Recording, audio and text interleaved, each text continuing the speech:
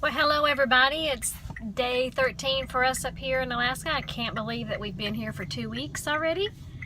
It's going by fast. We are headed to the steamboat boat ride that we're going to go on today, and on that ride there will be one excursion off of it that is we're going to tour Native Village and see some huskies again. So you'll see that in the videos and in the pictures. Alaska 2 west for 10 miles. And then after that, we're going to go to the gold dredge. Yep. And we're gonna for some gold. Pan for some gold. So wish us luck with the big nuggets. We're the prospectors today. Yeah. And we get to keep what we find. Yep. Which is amazing. So we'll get back to you later. We hope you enjoy the videos. Hope for the best. I want to break And the the bank here. Yeah. I want to retire now. Mm-hmm. We love you guys. We'll talk to you soon. And hope you enjoy the pictures and the video that we will have to follow this opening. Have a great day. God bless, and see you later. See ya.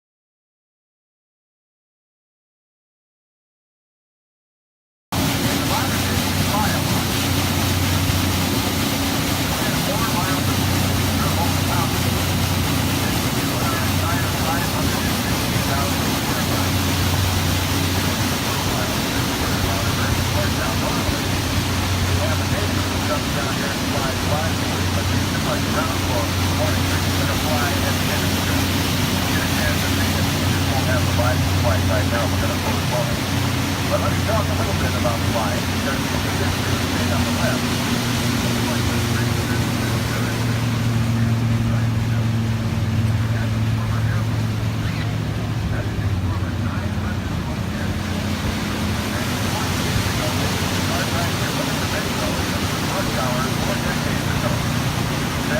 Same real estate. But look at all the aircraft, and of course now Bill Johnson, he's going to take off on the left.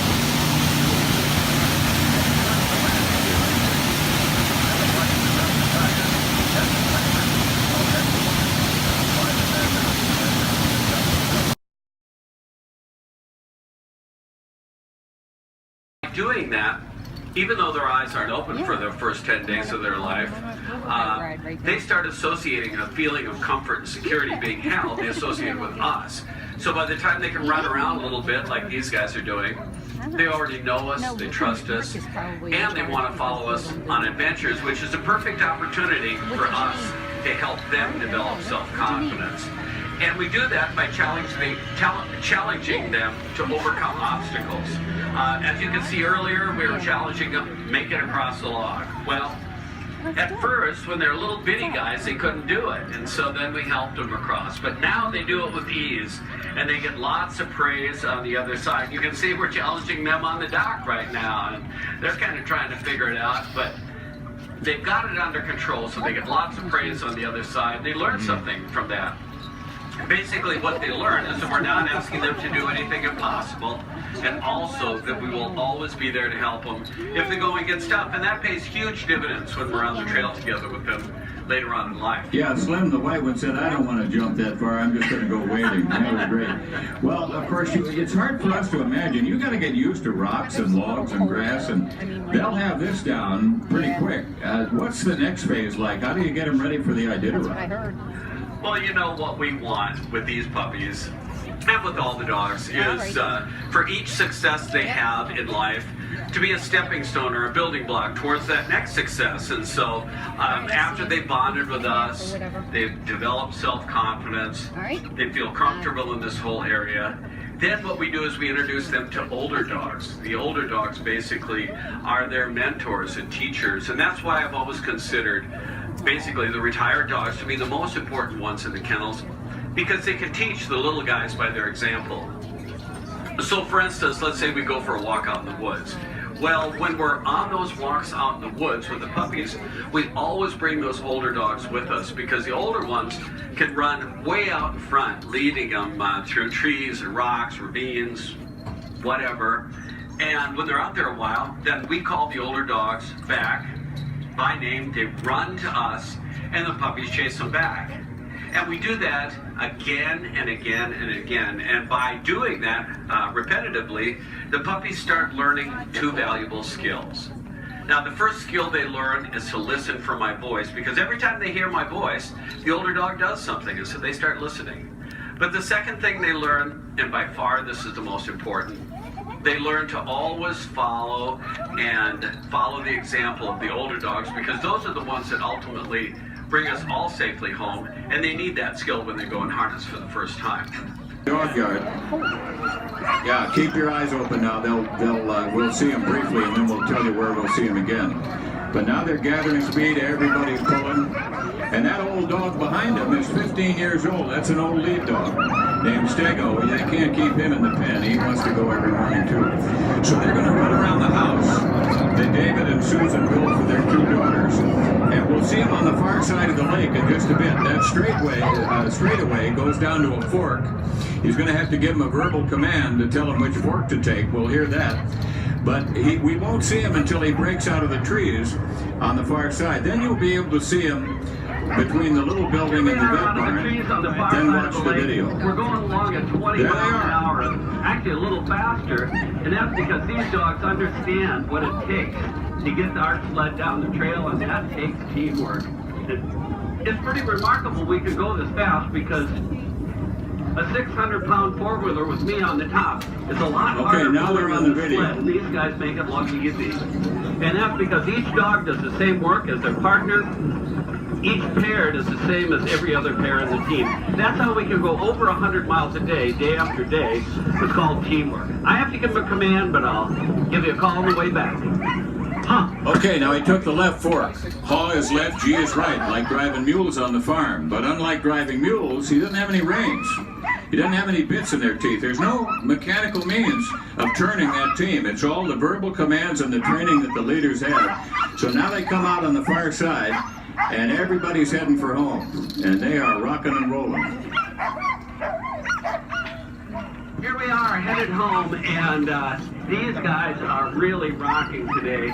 And that's because they truly understand the strategy of a marathon runner.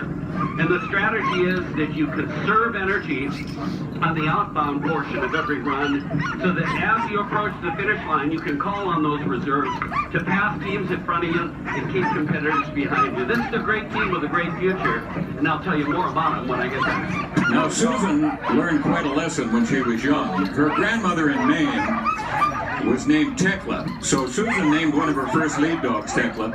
They were out on a frozen river one Sunday morning, and she gave Tekla a routine G right turn command, and the dog went hard left. And that dog had never disobeyed her before. She gave her another one. The dog went harder left. This time, she let Tekla pull the sled off the river to the left, and the minute they cleared, the ice on the right, where they would have been, collapsed. And they would have died right there. So these guys will save your life, in addition to winning races for you. And it is an amazing bond that they have. So we'll have a big finish here in a second. Here they come. A little stunt work at the end. There we go. And nice run, David. About 308. Well, thank you very much. And these are the guys that really deserve the praise, because they do all the...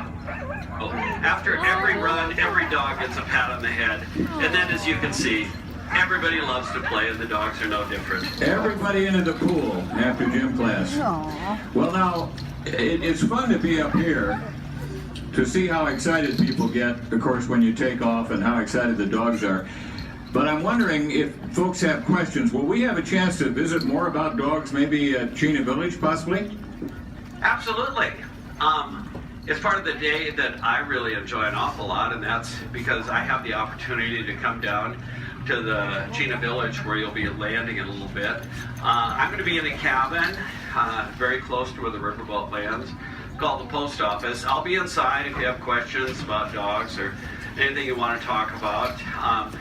And the thing that I really like when I walk by there is there's a beautiful bronze statue of our great lead dog Granite out front that was given to Susan and I to commemorate his unparalleled career. If nothing else, have a look at that. And also Laura Alloway, who I think is right down there. She's a veteran of the Iditarod. She's going to come down. And the fun thing is, she's going to bring some dogs with her so you can actually get up close and pet them if you like. So between Laura and I, if you have questions, we'll have the answers. Have you got enough blow dryers for this team? Whoa. Hey, that's great, because Laura's going to bring you some pens. I want to tell the folks about this book that you and Susan wrote for young people. It's a wonderful representation of the story of Susan and Granite. And if somebody brings you a book, would you write a little inspirational thing on the top there over your signature for maybe a special young person in their life so we can pay it forward? Well, absolutely. You know, really one of the things I think that's meant the most to my family and I in these last 10 years is that when we've been able to share the story of Granite and Susan with other families, it's how much the kids identify with Granite. And I think that's because he was a little puppy that nobody believed in. But Susan believed in him, and because they worked so hard together, he became the greatest lead dog in history. So if any of you would like me to personalize a copy to either yourselves, children, grandchildren, or maybe even a library, it would be my privilege to do it. Well, faith and love, you can't beat that prescription. And of course, we're so grateful for Susan's life and your life together, your traditions at Trailbreaker, and the fact that we don't have to say goodbye. We will see you downriver, and that's a plus. Dave Monson, thank you so much. Well, thank you so much for stopping by. All right. And we'll Thank you, see you Dave. downstairs Thank soon. you.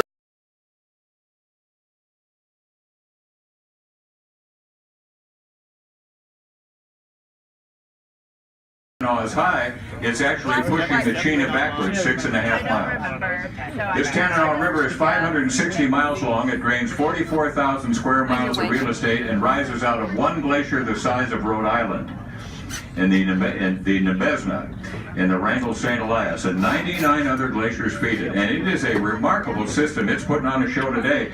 Captain Wade, I think this is the best we've seen, isn't it? Yeah, this is always a great time in the trip to come out here and kind of survey the river valley, see what's changed. This Tanana River is really a fascinating river. It's what we call a braided river system. So as we look out here, you can see there's a lot of different elements. We've got little side channels and streams, sandbars, big islands.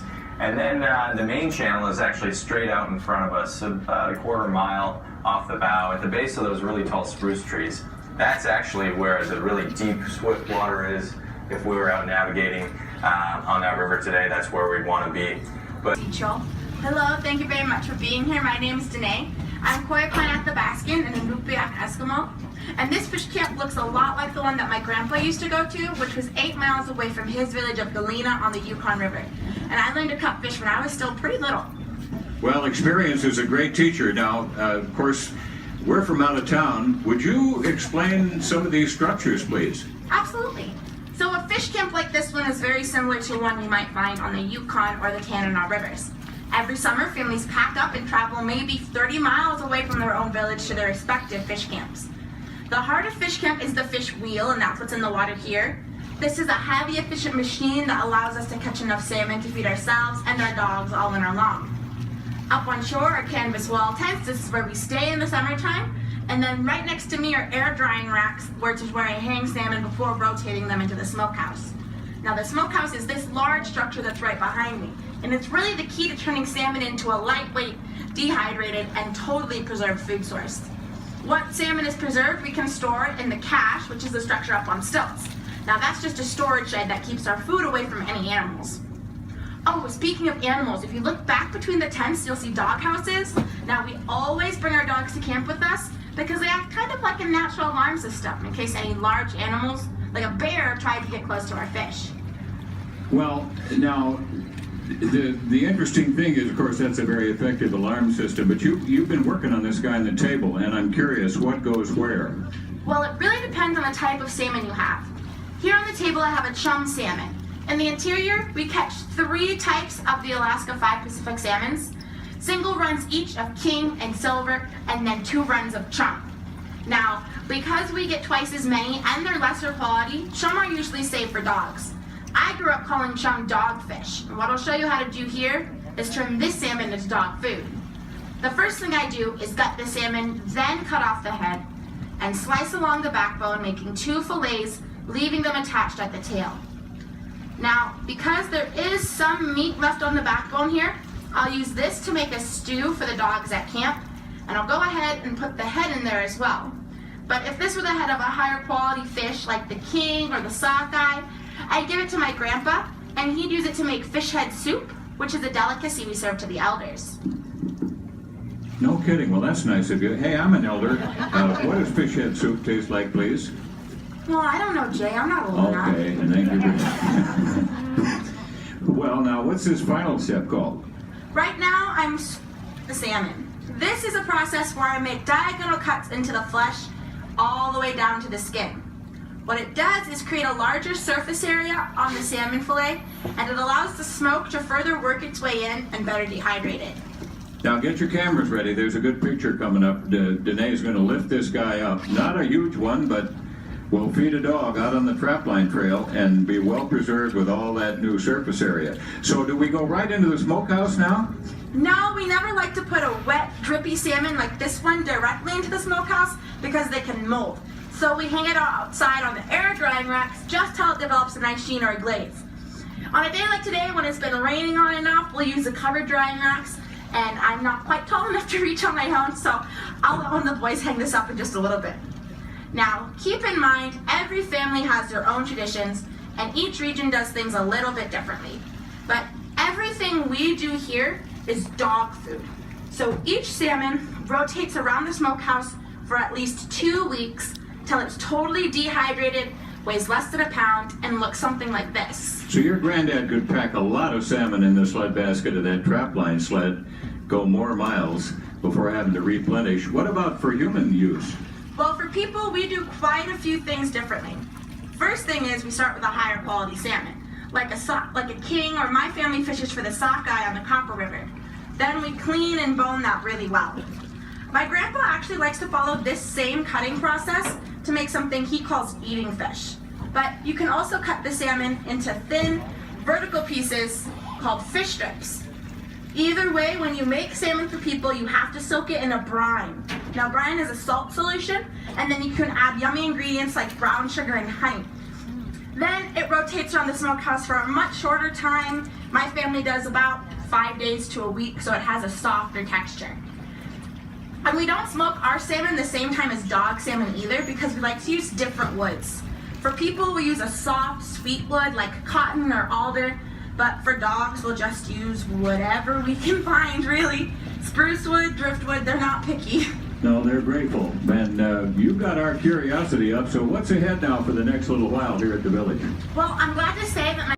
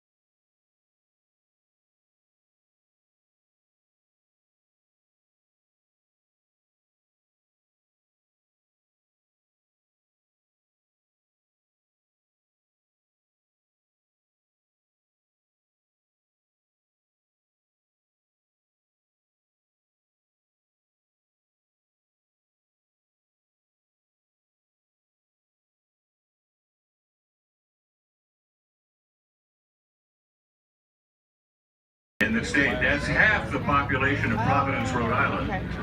But we have to cover a lot of real estate, besides the Texas, California, Arizona, and San Diego.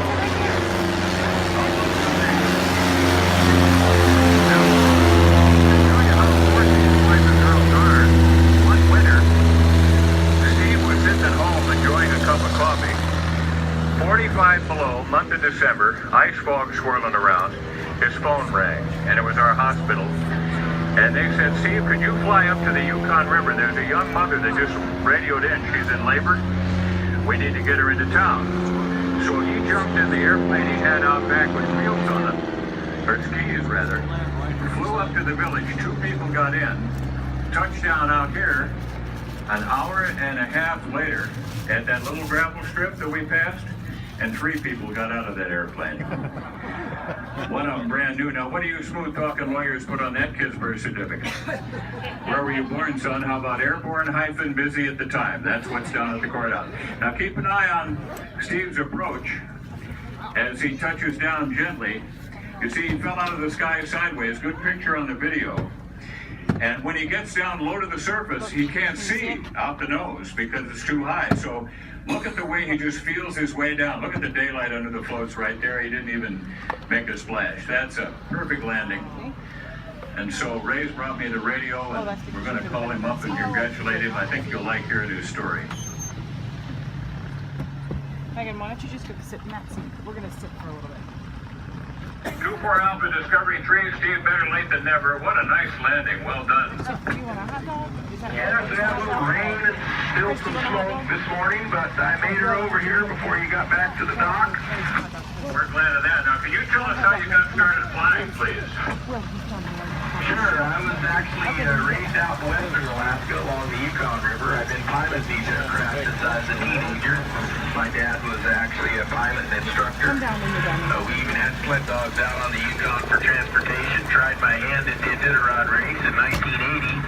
And in 91, I moved to Fairbanks, became an aircraft mechanic. So now I work on these aircraft full time when I'm not flying them. Well, now, there's quite a story connected with 2-4 Alpha here. How did you come by this particular Super Cub?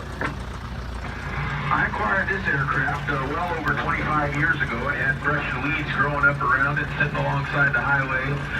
I acquired it, totally restored it, put it back in the air, and have accumulated well over 2,500 hours on it around the state. So it's taken me quite a few places. Of course, you can't run down to the Piper store and buy these new. They haven't made them in 25 years, and yet you guys love this model. You see tons of Super Cubs up here. What's the secret? Well, the Piper Super Cub's design is 1930s and 40s technology, a very lightweight, versatile aircraft. So it makes it real good for getting in and out of the remote area lakes and rivers when you see it here putting on floats. And also in the summer, we'll go to wheels where we'll operate them on sandbars and ridge tops. In the winter months, we'll put skis for ice and snow. So just a real good small aircraft for supplying remote areas where there's no runways available. Well, we certainly appreciate you coming down.